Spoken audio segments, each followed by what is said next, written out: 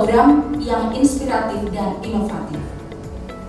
Dari tahun ke tahun, pendidikan Islam selalu dihadapkan pada berbagai tantangan, termasuk yang saat ini masih dominan adalah bagaimana praktisi pendidikan agama Islam mampu merubah pengetahuan yang bersifat kognitif menjadi suatu nilai yang memberikan kemanfaatan bagi peserta didik untuk bisa diterapkan di kehidupan sehari-hari, baik itu spiritual, sosial, maupun keterampilan. Perkenalkan, saya Indah Saptasari sebagai tuan rumah di Leaders Corner. Talkshow pada hari ini bertema tantangan dan peluang pendidikan agama Islam di masa pandemi, dengan narasumber yang sangat luar biasa, Bapak Dr. Haji Masroni Nasir, Magister Pendidikan Islam. Beliau selaku pengawas pendidikan agama Islam SMK Wilayah Kantor Kementerian Agama Kota Kediri. Assalamualaikum Bapak. Waalaikumsalam warahmatullahi wabarakatuh. Bagaimana Pak kabarnya? Alhamdulillah baik-baik. Sehat-sehat nggih? Sama-sama nggih. Alhamdulillah. Perlu saya sampaikan Bapak, di sekolah kita SMK PGRI 2 telah melaksanakan protokol kesehatan. Amin. Menjaga jarak, cuci tangan pakai sabun, dan memakai masker. Beberapa waktu yang lalu, semua sektor pendidikan, termasuk PAI, dihadapkan pada revolusi industri 4.0. Pada era revolusi industri tersebut, di mana tenaga pendidikan maupun pendidik dituntut untuk mampu mensinergikan antara kurikulum PAI dengan model pembelajaran yang berbasis teknologi. Menariknya saat ini kita sedang menghadapi wabah COVID-19 ya Pak. Iya. Kita mampu tidak mampu, siap tidak siap harus mengikuti era tersebut. Termasuk kita dalam pendidikan agama Islam harus juga ikut melaksanakan pembelajaran secara daring. Nah, yang ingin saya tanyakan, menurut Bapak bagaimana sih penerapan pengajaran PAI yang lebih tepat dengan kondisi yang saat ini? Monggo Bapak. Assalamualaikum warahmatullahi wabarakatuh. Terima kasih seluruh keluarga besar SMK PGRI 2 Kota Kediri yang kita cintai bersama dalam acara talkshow Leaders Corner yang diselenggarakan oleh keluarga besar SMK Negeri 2 Kediri, PGRI 2 Kediri, lebih-lebih dalam kondisi COVID-19 atau yang biasa disebut dengan virus corona. Oleh karena itu, terima kasih kepada Indah selaku pembina GPAI di SMK ini. Baik dan tepat sekali, saya selaku pengawas SMK untuk pendidikan agama Islam memberikan apresiasi sangat salut sekali dengan terobosan-terobosan di dalam pembelajaran daring. Oleh karena itu, sebelum saya akan menjawab, terlebih dahulu memberikan sedikit prolog bahwa dimanapun kita berada, kapanpun saja, memang pembelajaran itu bisa dilakukan. Namun dalam kondisi COVID-19 ini memang cukup tepat dengan menggunakan daring. Daring itu dalam jaringan, maka biasanya lebih tepat dinamakan PJJ, pembelajaran jarak jauh, sehingga daring itu biasanya disebut dengan LMS, yaitu Learning Management System. Yaitu kita sudah tahu semuanya bahwa daring itu bisa menggunakan Google Classroom, bisa menggunakan Google Meet, bisa menggunakan WhatsApp, bisa menggunakan video, bisa menggunakan mobil dan ada dua sebenarnya di samping daring, itu ada luring. Kalau daring itu dalam jaringan, kalau luring itu adalah luar jaringan. Maka di dalam luring ini pun ya bisa kita lakukan. Ada pemaknaan bahwa luring itu dengan tatap muka atau biasa disebut dengan pembelajaran konvensional. Lah tatap muka ini ada penerjemahan barangkali berbeda dengan penjelasan, itu biasa. Dalam kondisi COVID ini sebenarnya pendidikan agama Islam khususnya dan umumnya kepada pelajaran atau materi yang lainnya, itu luring itu tatap muka bisa sebenarnya dengan dihadirkan siswa tapi tetap menggunakan protokol kesehatan itu tadi. Jadi protokol kesehatan itu tetap menggunakan 4M itu, baiklah 4M. Ya 4M itu adalah 1. Memakai masker, 2. mencuci tangan, 3. menjaga jarak, yang nomor 4 termasuk itu ya protokol kesehatan itu artinya ya bagaimana supaya sehat, artinya protokol kesehatan. Nah, bagaimana maksudnya dengan tatap muka itu? Menggunakan protokol kesehatan itu tadi ya bisa untuk digilir atau bisa untuk separuh dan seterusnya, karena tadi di tema yang Bu Endah sudah menyampaikan bahwa pendidikan agama Islam dalam kondisi ini yang lebih tercapai adalah yaitu kognitifnya, pengetahuan. Tapi sebenarnya PAI, pendidikan agama Islam, itu akan kafah sempurna di dalam pembelajaran. Memang harus kognitif, afektif, psikomotorik. Artinya perlu adanya psikomotorik itu ya skill, keterampilan, pempraktekan dan seterusnya. Namun kita jangan putus asa.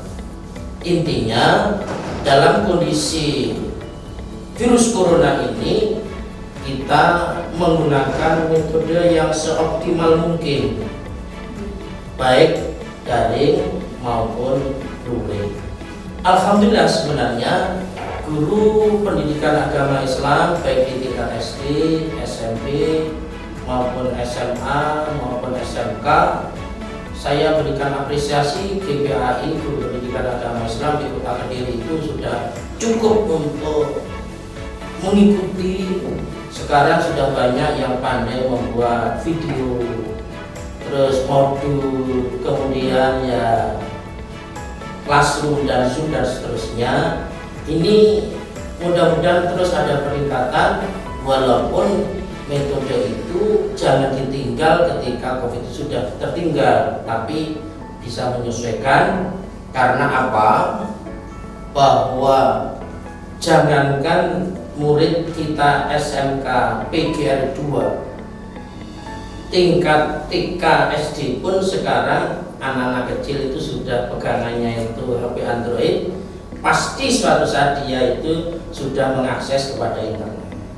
Maka pembelajaran e-learning atau online itulah yang tetap harus dilanjutkan, walaupun mudah-mudahan virus corona ini segera dibersihkan.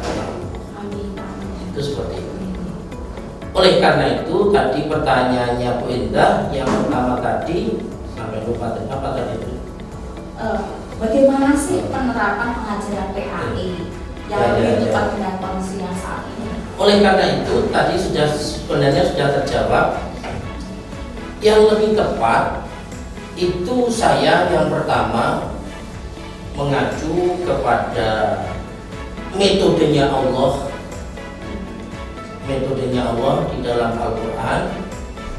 Yang nomor dua juga saya mengacu kepada Mendikbud bahwa pendidikan yang efektif itu harus adanya kolaborasi tiga, harus sebenarnya Mendikbud itu kolaborasi tiga, yaitu adanya guru yang profesional. Jadi pendidikan itu akan berhasil harus ada gurunya, guru yang profesional atau ustadznya, ustadznya.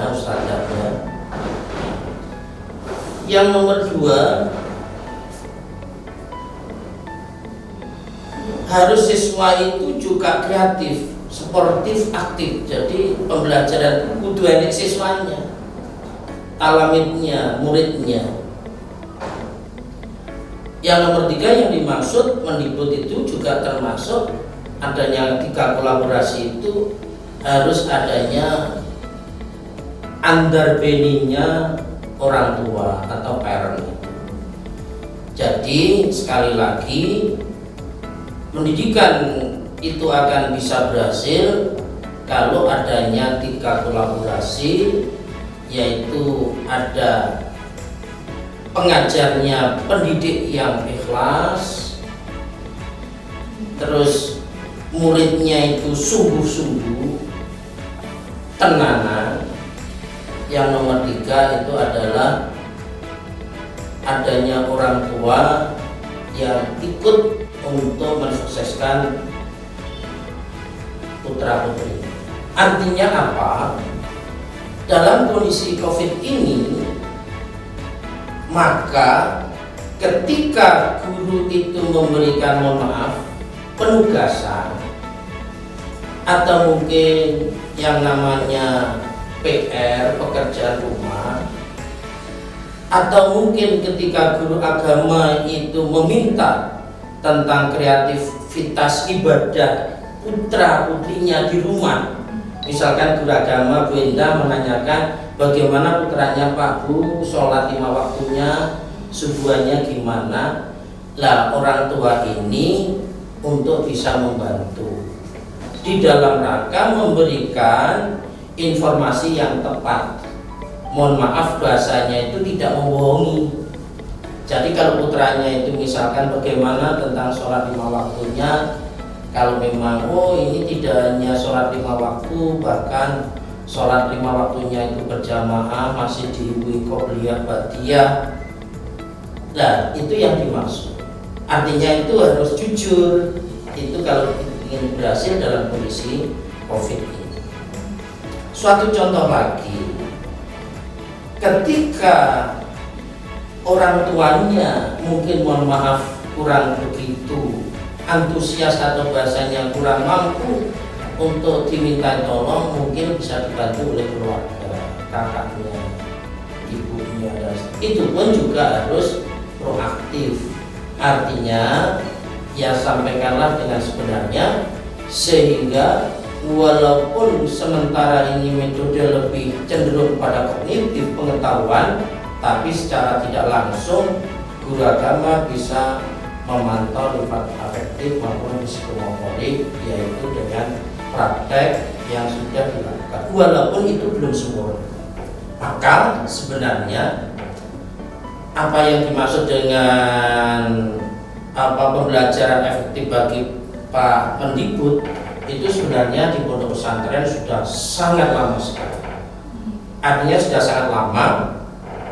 Banyak para salafus sholihin, bahkan saya mengeterapkan keberhasilan anak didik kita kalau di pondok santri itu akan berhasil itu ya tiga itu. Satu, ustadzahnya itu tenanan yang menyampaikan itu ikhlas, itu yang pertama. Yang nomor dua, ketika proses pembelajaran santri itu yo ikhlas, yo tenanan. Yang nomor tiga, orang tuanya itu ya ikhlas tenanan. Artinya apa yang dilakukan oleh orang tua ikhlas tenanan? Satu, mendoakan. Yang nomor dua, tenanan itu yo mencarikan biaya sing sungguh-sungguh, dan biaya itu dari yang halal. Insya Allah metode gurune Ustadz Kiai ini ikhlas tenanan, murid pembelajaran itu yo ikhlas tenanan, artinya itu yo sregep. Terus yang nomor tiga, orang tuanya itu yo ikhlas tenanan. Ikhlasnya orang tua itu diiringi dengan berdoa, tenanannya itu yo bayari yo gelem tenanan, dicarikan yang halal. Saya yakin pendidikan baik di sekolah maupun di madrasah maupun di pondok pesantren itu akan berhasil. Jadi bersinergi ya Pak ya? Iya, bersinergi. Sebenarnya seperti itu. Kalau misalkan berdiri sendiri nggak bisa, harus tiga hal itu minimal itu. Iya. Ini permasalahannya begini Pak. Iya. Yang ada di lapangan, kalau kita berbicara masalah pendidikan agama Islam di sekolah, Iya. kita kan selalu menggunakan aplikasi Google Iya. Classroom, Google WhatsApp, WhatsApp, terus kemudian Google Form. Hanya itu saja. Iya. Mungkin video-video feedbacknya nanti anak-anak untuk tugas-tugasnya hanya melalui foto, video ataupun Google Form timbal baliknya gitu aja. Nah, menurut Bapak itu sudah tepat ataukah kita masih memerlukan platform yang lainnya? Terima kasih Bella. Jadi kalau namanya kurang, sifatnya orang itu selalu kurang. Tapi kalau kita itu kembali pandai bersyukur, maka dalam kondisi apapun itu sebenarnya sudah hampir mendekati semua. Cuman kadang-kadang kita itu males atau kurang memahami. Artinya begini, memang pendidikan agama Islam khususnya itu memang lebih tepat itu juga harus adanya luring tadi itu. Di luar jaringan itu harus ketemu. Jadi kalau kita itu sebenarnya bukan zona hitam atau zona merah, itu kan sudah diperbolehkan tetap menggunakan protokol kesehatan itu. Karena apa? Tadi di mukadimah saya menyampaikan bahwa pembelajaran pendidikan agama Islam khususnya itu katakanlah di pondok pesantren suatu contoh adanya kolaborasi itu. Sebab apa? Allah sendiri sudah pernah menyampaikan dalam Al-Quran surat Al-Ahzab ayat 21 kalau tidak keliru, a'udzu billahi minasyaitonir rajim, laqad kana lakum fi rasulillahi uswatun hasanah.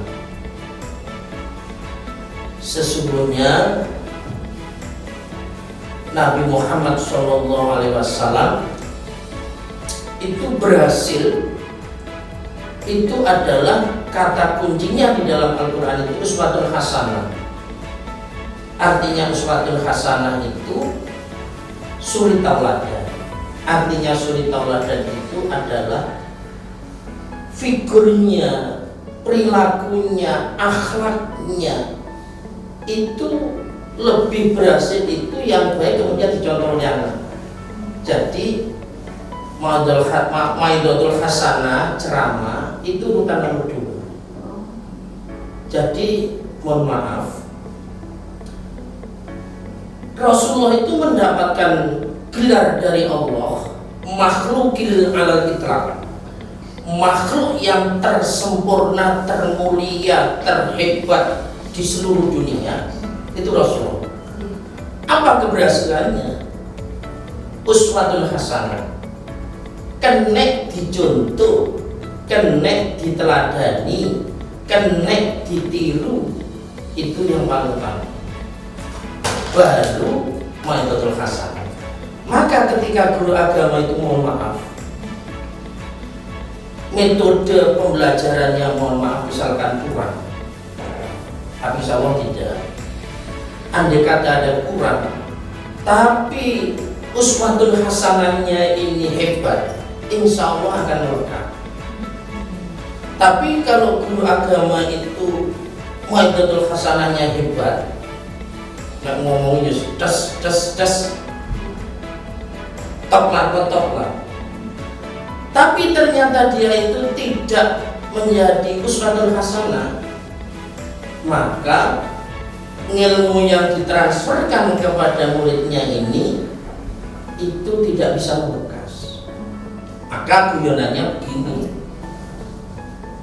kenapa guru agama dulu itu menjadikan keteladanan oleh muridnya? Jawabannya karena guru agama dulu itu tidurnya sedikit, tapi guru agama sekarang kadang-kadang sedikit-sedikit tidur. Bedanya hanya sedikit. Maksudnya apa tidurnya sedikit? Dikandung maksud guru-guru agama dahulu itu ketika di malam hari bermunajat kepada Allah, sholatul lail, berdoa, mendoakan untuk keluarga dirinya dan kepada murid-muridnya. Nah, akhirnya kenapa kok menjadi keteladanan guru agama dulu? Karena guru agama dulu tidurnya sedikit. Kalau guru agama sekarang sedikit-sedikit tidur, bedanya ya sedikit. Ya mohon maaf, ini saya berani bicara gitu ya, insyaallah saya. Artinya disempatkan Allah maj'alna wa zawjatana wa auladana wa talamidina wa talamidatina min ahlil ilmi wa ahlil khair wa ahlil ibadah.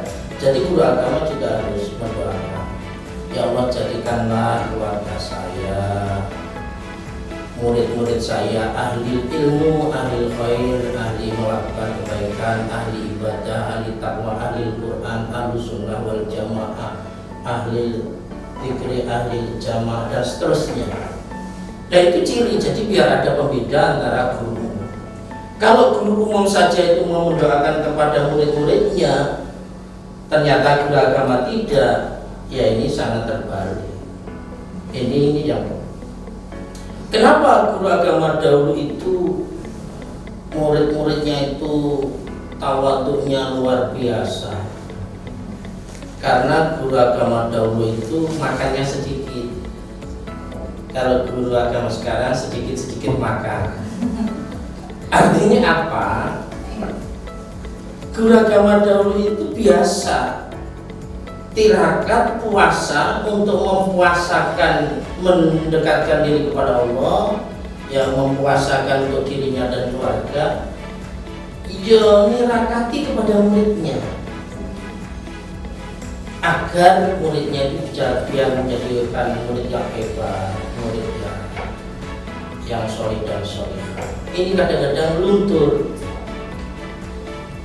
Maka saya menghimbau jangan hanya mengajar, tapi harus mendidik.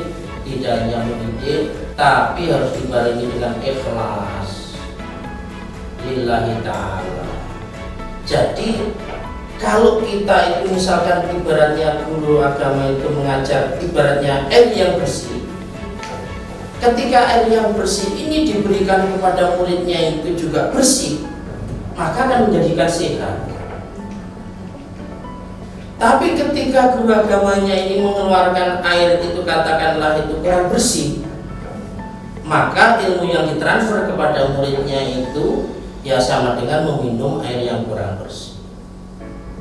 Ini yang harus perlu adanya inovasi. Jadi membangun pembelajaran, ayo yang mulai kita bentuk. Bahkan kalau boleh saya sampaikan, metode di pondok pesantren itu tidak terlalu mengikuti perubahan-perubahan dengan era teknologi atau era globalisasi dan informasi. Bahkan ada seorang kiai itu kalau mengajar itu tidak jelas. Santri tidak tanya, tapi karena tabarukan, karena keikhlasan sang kiai itu mengajarkan, pada saat diajari itu nggak pakai paham, tapi ternyata lambat laun dia santri itu akan jadi paham, jadi alim, alama, akil. Karena apa? Bukan metode, tapi keikhlasan beliau mentransfer keilmuannya itu, ibaratnya itu memberikan air yang jernih, yang bersih, maka diminum oleh sang santri atau murid yang air jernih bersih itu akan menyehatkan, akan menjadikan kemanfaatan. Intinya juga ikhlas itu seperti itu. Semakin menarik ya talkshow kita hari ini. Jangan kemana-mana, kita akan lanjutkan setelah pesan-pesan berikut ini.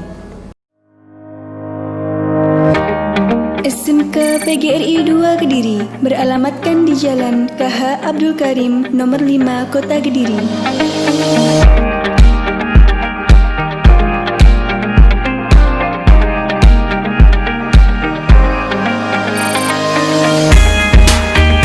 Dengan fasilitas belajar yang sangat memadai, laboratorium komputer dengan ruang kelas yang nyaman, serta dilengkapi dengan LCD proyektor.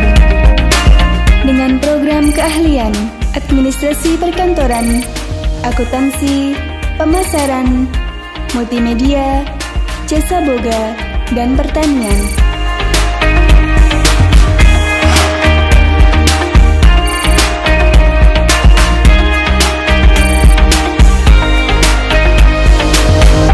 Assalamualaikum warahmatullahi wabarakatuh. Sekolah sangat berperan dalam pendidikan karakter anak. Sekolah bagaikan rumah kedua bagi anak, karena hampir separuh hari waktu yang dimiliki dihabiskan anak untuk kegiatan di sekolah. Sekolah adalah sebagai tempat belajar, tempat berekspresi, tempat untuk menemukan bakat, tempat bersosialisasi, belajar saling menghargai dan membangun persahabatan. Untuk itu, marilah anak-anak kita disekolahkan di tempat yang nyaman, yang mampu mengantarkan keberhasilan di masa depan. Tidak hanya berprestasi di bidang akademis, tetapi juga berprestasi di bidang non-akademis, spiritual, dan karakter. Percayakan putra-putri Bapak Ibu bersekolah di SMK PGRI 2 Kediri. Wassalamualaikum warahmatullahi wabarakatuh.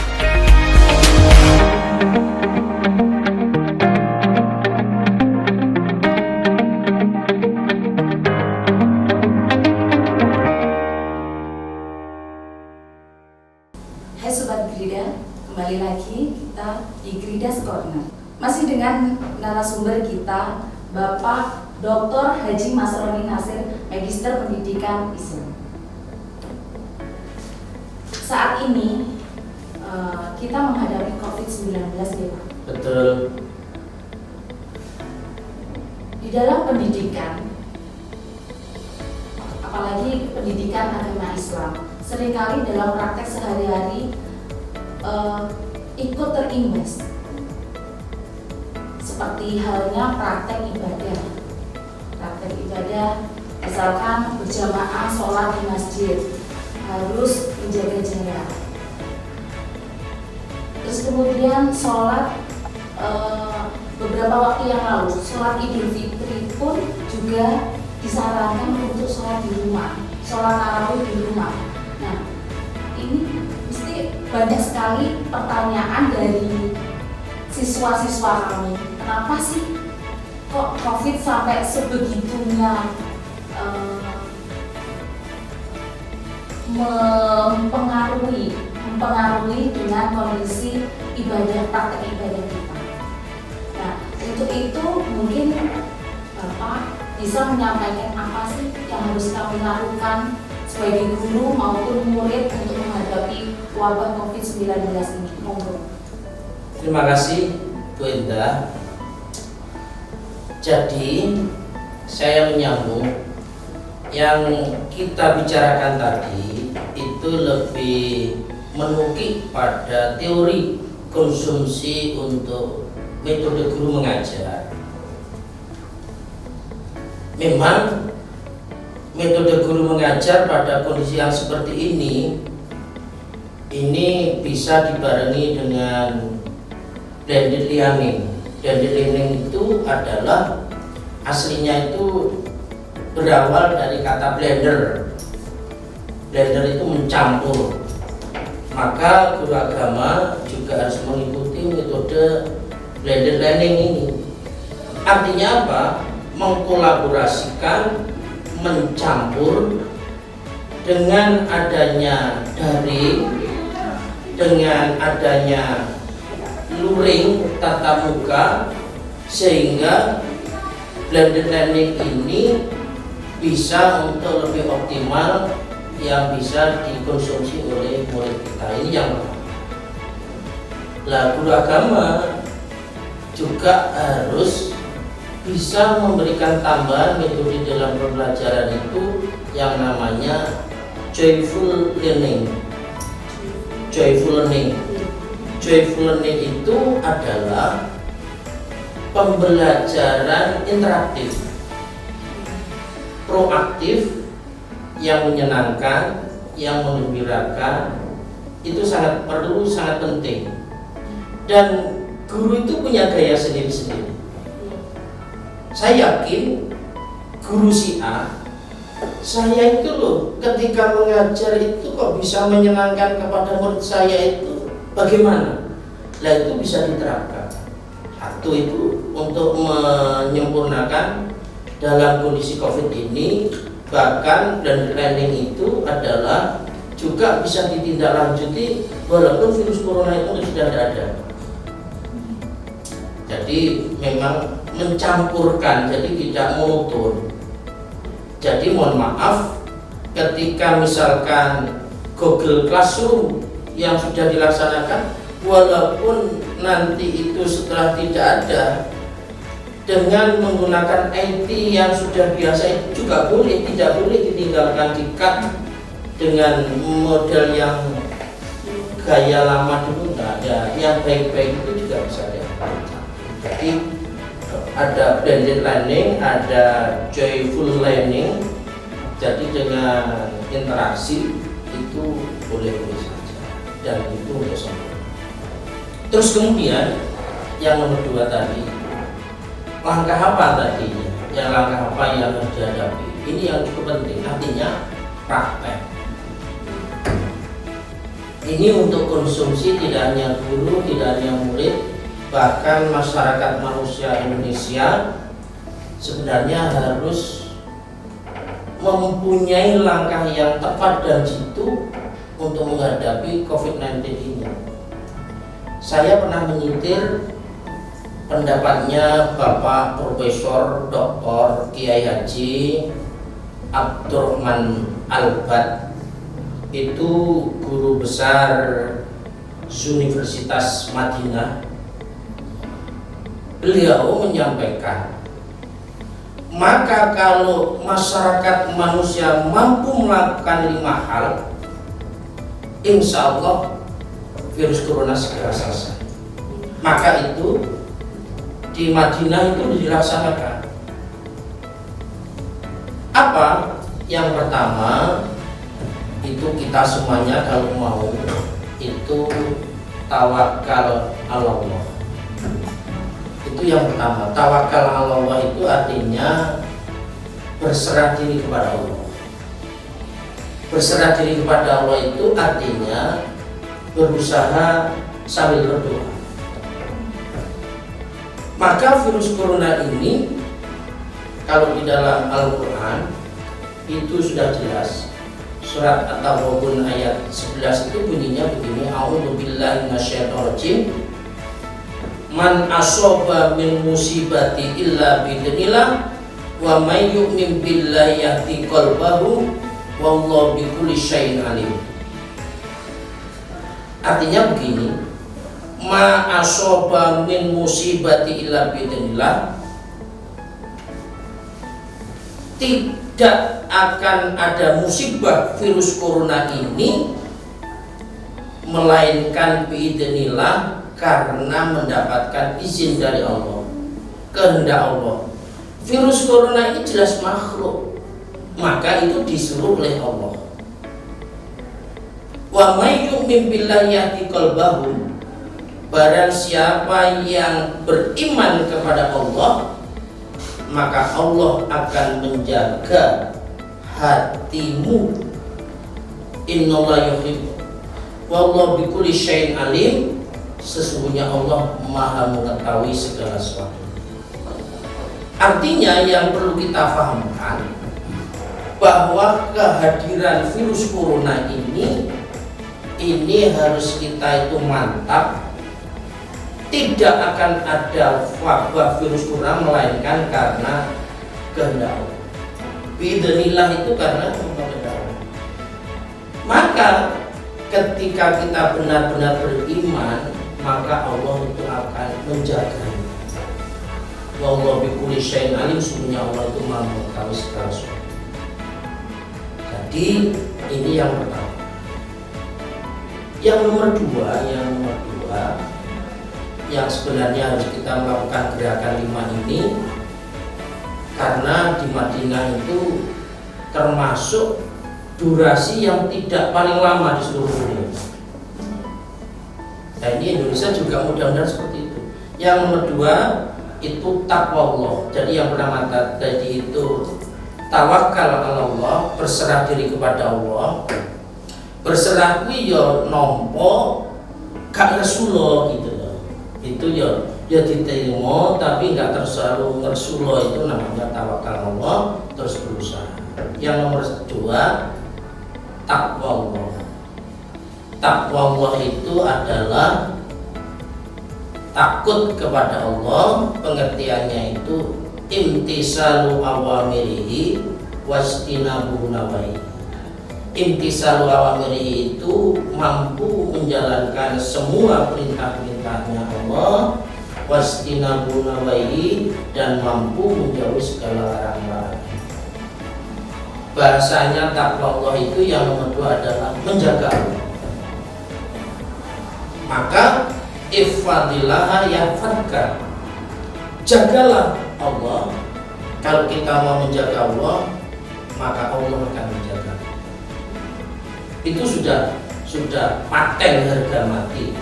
Ifadillaha yahfadka, jagalah Allah, maka Allah akan menjaga. Percaya itu harus. Jadi ini sebenarnya dengan virus corona itu kalau kita tanggapi yang positif, ini kesempatan untuk memperkuat iman, untuk memperkuat ketakwaan. Maka takwa Allah, kata Profesor Dr. Guru Besar Abdurrahman Albat tadi, itu kesempatan untuk memupuk ketakwaan. Yang nomor 3, ini yang cukup penting, yang sebenarnya kita harus mampu melaksanakan gerakan 5 itu adalah harus as-sabru wasyukru.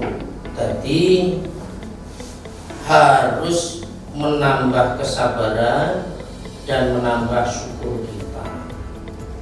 Ini yang perlu. Jadi jangan menggerutu, jangan marah-marah, jangan menyalahkan pemerintah, jangan menyalahkan guru. Karena mohon maaf, ada sebagian orang tua kita itu kadang yang kurang paham itu menyalahkan guru karena merasa kerepotan di rumah. Nah ini apa? Harus as-sabru, mempertebal sabar, tulaan sabar, dan wasyukru ya butuh akeh syukur.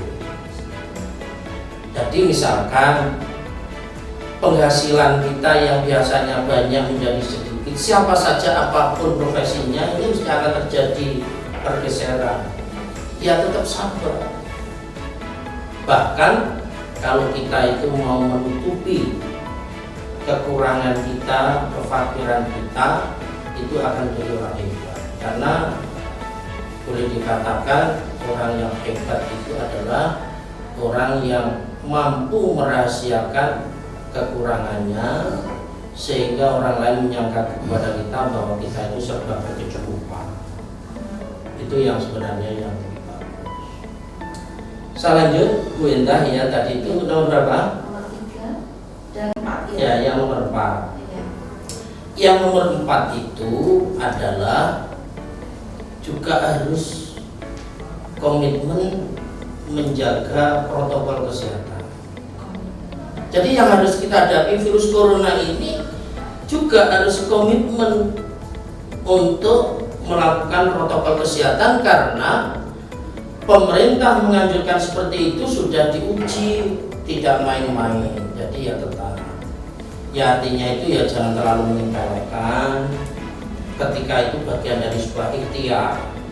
Jadi bahasanya itu kalau guru besar Profesor Dr. Abdurrahman Al-Fat itu bahwa harus adanya ikhtiar dohiran wa batinan. Kalau saya terjemahkan itu menggunakan protokol kesehatan. Jadi harus ikhtiar. Ikhtiarnya itu ya tadi itu pakai masker, menjaga jarak, mencuci tangan. Yang terakhir, karena kalau kita itu mau berikhtiar, maka Allah itu akan mengabulkan ikhtiar kita. Yang nomor terakhir itu adalah langkahnya, yaitu mengadakan gerakan berzikir. Artinya melakukan gerakan berzikir itu, pengertian berzikir itu mendekatkan diri kepada Allah. Oleh karena itu boleh dikatakan kita itu juga harus mendekatkan diri. Jangan waleh-waleh dalam kondisi ini zikirnya misalkan dengan aji-aji limo itu li khamsatun utfi biha kharul wabail khatimah al mustafa wal murtada wa ibnahuma wal fatimah, atau bismillahilladzi la yadurru ma'ismi syai'un fil ardi wala fis samai wa was-sami'ul alim. Allahumma sholli ala sayyidina Muhammadin tibbil qulubi wa dawaiha wa afiyati abdani wa sifaiha wa nuril absari wa diniha wa nuril wasallim. Banyaklah, artinya apa? Memang itu diuji kita. Karena apa? Jelas Sayyidina Ali pernah mengingatkan kepada kita, ma asoba minha ma nazala bala'un min dambihi wala rufi'a ila bitaubat. Ma nazala bala'un min dambihi, Allah tidak akan menurunkan bala virus corona ini melainkan karena mereka banyak yang melakukan dosa. Wala rufi'a ila bitaubati, dan Allah tidak akan mengangkat membersihkan virus corona ini melainkan kita mampu melaksanakan gerakan taubat. Jadi yang untuk murid-murid kita harus kita pahamkan bahwa ketika murid kita sementara harus di rumah, tapi jangan lupa, satu, harus meningkatkan tawakal Allah, berserah diri kepada Allah. Dua, harus meningkatkan takwa Allah, yaitu menjalankan segala perintah dan menjauhi larangannya. Yang nomor tiga adalah harus sabar dan syukur, jangan menyalahkan orang lain, salahkan dirinya, kita jauh dari Allah. Yang nomor 4 itu adalah ikhtiar dohiron wa batinan, kita juga ikhtiar menggunakan protokol kesehatan. Dan yang nomor 4 dan nomor 5 itu kita melakukan gerakan zikir, artinya kita itu mau melakukan doa. Karena tadi itu Allah tidak akan menurunkan bala virus corona melainkan karena kita banyak melakukan dosa. Wala rufi'a ila bitaubati, dan Allah tidak akan menghilangkan virus corona di Indonesia ini, di kota Kediri ini, melainkan kalau kita tidak mau melakukan gerakan taubat. Tapi kalau mau melakukan gerakan taubat, saya yakin, hakul yakin, Allah nanti akan segera membersihkan. Ini yang harus kita introspeksi, terutama saya menyampaikan, ya tepatlah teman-teman guru agama biar nanti itu menghimbau bahkan memberikan pressure, memberikan instruksi kepada murid-muridnya, ya bisa guru agama ini menggunakan doa, gerakan doa, zikir bersama, istighosah, sehingga nanti biar terselesaikan. Ini seperti itu. Ya, ini untuk pertanyaan terakhir. Ya. Mungkin yang saya tanyakan, peluang atau hal positif apa yang bisa kita dapatkan dari perkembangan pendidikan Islam ini di masa COVID-19? Perkembangan yang positif, kalau kita mengambil yang positif itu banyak sekali, di samping yang negatif, seperti adanya daring, pembelajaran dalam jaringan. Ini positifnya juga banyak, sehingga tetap bisa berjalan. Tapi ya ada kekurangannya. Kekurangannya ini ketika, mohon maaf, murid-murid kita yang tidak punya HP Android, yang mungkin daerahnya itu agak pedalaman, sehingga mohon maaf SMK kan cenderung rada di pinggiran, tidak seperti SMA itu. Dan kemudian jaringan itu tersendat-sendat, atau tidak ada jaringan, atau mohon maaf sementara belum bisa membeli pulsa walaupun sudah disuplai ini, nah itu bagian dari kendala. Kendala yang nomor dua, kalau kita tidak menggunakan luring tadi, tidak pernah tatap muka, memang pendidikan agama Islam itu perlu keteladanan. Bahkan tidak ubahnya seperti saya. Ketika saya belajar dulu di pondok pesantren, itu ketika saya itu yang paling saya sukai ustadz ini, maka itu sampai tingkah lakunya, pakaiannya, sampai gayanya mengajar itu saya tiru. Karena memang guru itu merupakan, ya boleh dikatakan Al-Quran berjalan, sepertinya seperti itu. Artinya apa? Kenapa di model di pondok pesantren itu kok taat-taat tadi?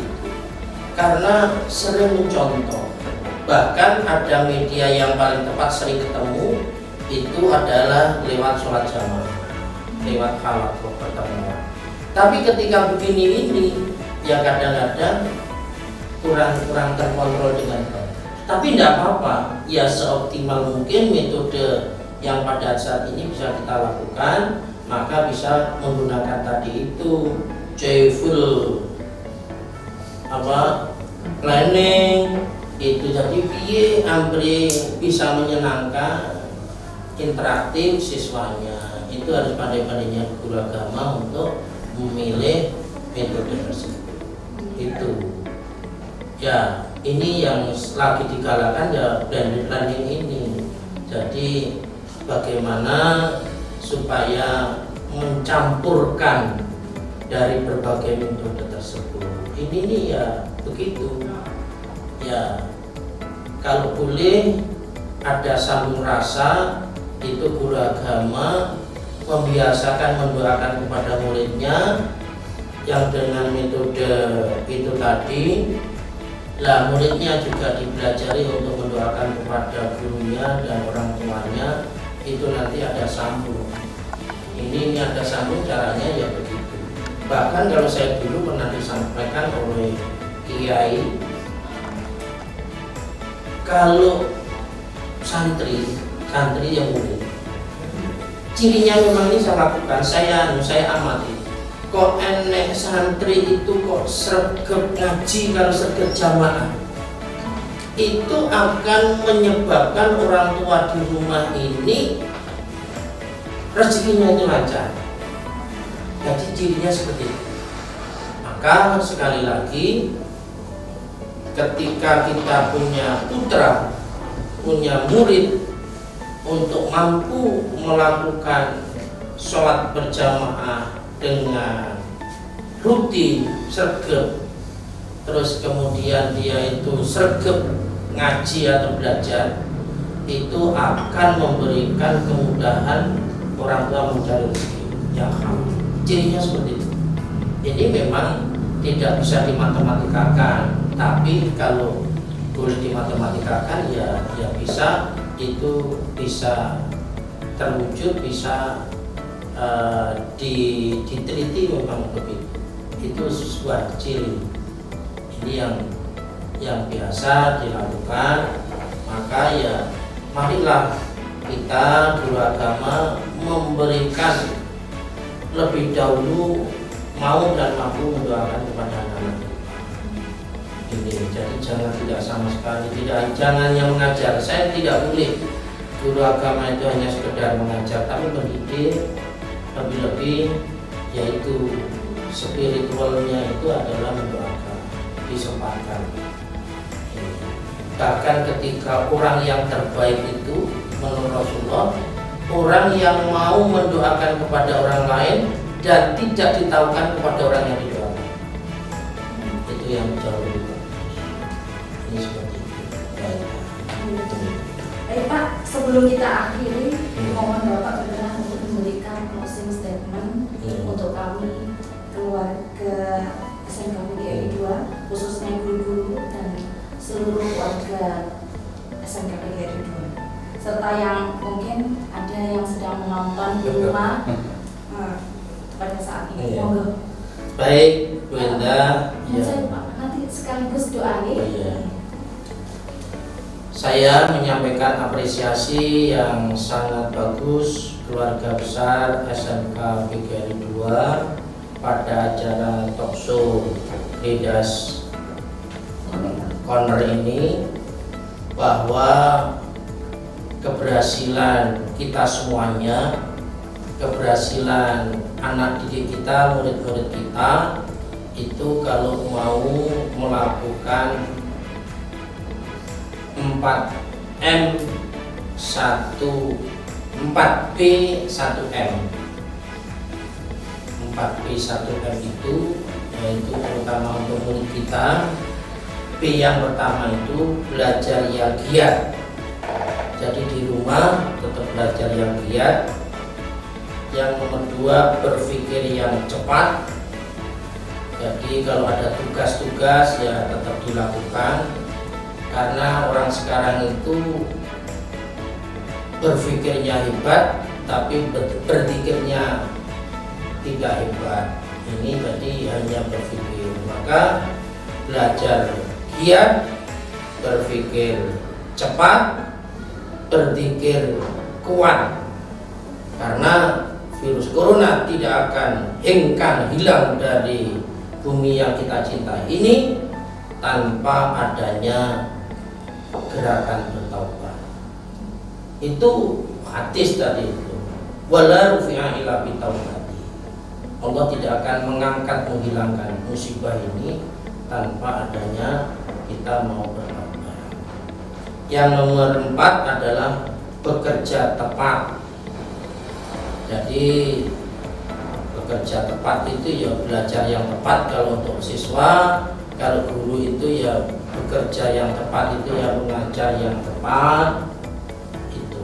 Dan yang nomor 5, 1M itu adalah mengejar ketertinggalan. Iya, jadi 4P 1M. Tadi harus mengejar ketertinggalan. Guru agama tidak boleh tidak mengerti IT, tidak boleh tidak bisa mengajar sistem dengan Google Classroom dan yang lain-lainnya.